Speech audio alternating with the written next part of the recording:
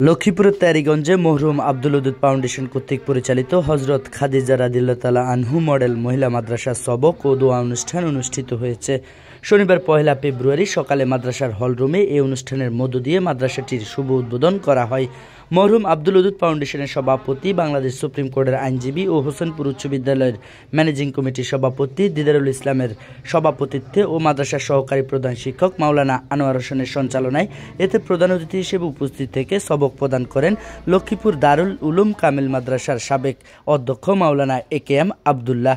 এ সময় বিশেষ অতিথি হিসেবে উপস্থিত ছিলেন তিতারকান্দি বুইয়ারহাট ফাজিল মাদ্রাসার অধ্যক্ষ মাওলানা হুসাইন আহমদ, বাংলাদেশ ইসলামী ব্যাংকের ডিএমডি ও মাদ্রাসার প্রতিষ্ঠাতা মাহমুদুল হাসান মুরাদ, লক্ষ্মীপুর জজ কোর্টের আইনজীবী খন্দকার মাহফুজ, আব্দুল ওদুদ ফাউন্ডেশনের কোষাধ্যক্ষ ডাক্তার সাইফুল ইসলাম, খাজুতলি সুলতানিয়া দাখিল মাদ্রাসার সুপার মাওলানা গিয়াসউদ্দিন সহ আগত বিভিন্ন মাদ্রাসার সুপারিনটেন্ডেন্ট ও এলাকার গণ্যমান্য ব্যক্তিবর্গ। জানা যায় যে এই সর্বপ্রথম তেয়ারীগঞ্জ ইউনিয়নের কোনো মহিলা মাদ্রাসা হিসেবে হযরত খাদিজা রাদিয়াল্লাহু তাআলা মডেল মহিলা মাদ্রাসা যাত্রা শুরু করে। একজাক শিক্ষিত শিক্ষক শিক্ষিকা এবং আধুনিক মানসম্মত শিক্ষা ব্যবস্থা ও চমৎকার পরিবেশে মাদ্রাসাটির ক্যাম্পাস লক্ষ্মীপুর সদর উপজেলার তেয়ারীগঞ্জ ইউনিয়নের শহর কসবা ও হোসেনপুর গ্রামে অবস্থিত, যা শিক্ষার্থীদের কোরআন শিক্ষার পাশাপাশি আধুনিক ও নৈতিক শিক্ষার প্রসার ঘটিয়ে একজন সুনাগরিক গঠনে ভূমিকা রাখবে। আমাদের প্রিয় নবী স্ত্রী আমাদের আম্মাজান, ওনার স্মৃতির প্রতি স্মরণ করে আমরা আজীবন এই মাদ্রাসাটা পরিচালনা করব।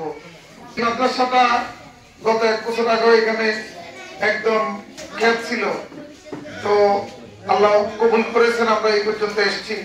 কোনোটাকে ভর্তি পরীক্ষা দিয়ে ভর্তি হতে হবে অথবা প্রথম ভর্তি করানো হবে। প্রথম ক্লাস আমরা সর্বোচ্চ পাঠদানের পরের ক্লাসে এখানে মান মেনটেন করতে না পারলে আমরা বিজয়ের সাথে আমরা বাদ দিয়ে দেব। এটা আপনারা মনে রাখতে হবে। এটা এলাকাবাসী অনেকে আবদার করবেন যে বাচ্চাদেরকে, এলাকার বাচ্চাদের অনেক জায়গায় আছে, বাচ্চাদের এলাকার জন্য একটা কোটা থাকে, কিন্তু আমরা মানের ব্যাপারে কোনো কম্প্রোমাইজ করবো না ইনশাল্লাহ। যেন ঢাকা থেকে এখানে পড়তে আসে, এরকম একসময় হোস্টেল করার দরকার হইতে পারে, আমরা এরকম একটা মনের আকাঙ্ক্ষা রাখি।